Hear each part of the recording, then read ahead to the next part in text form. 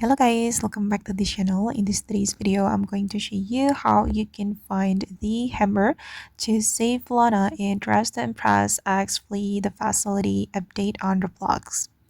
Okay, after you unlock the door, you need to find a hammer to break the glass, and then you can find the hammer right here, guys. Wait, okay, this is the hammer that you can use to break the, I don't know, it's not a glass, but just break it to save Lana, and after that you will be able to unlock 3 items.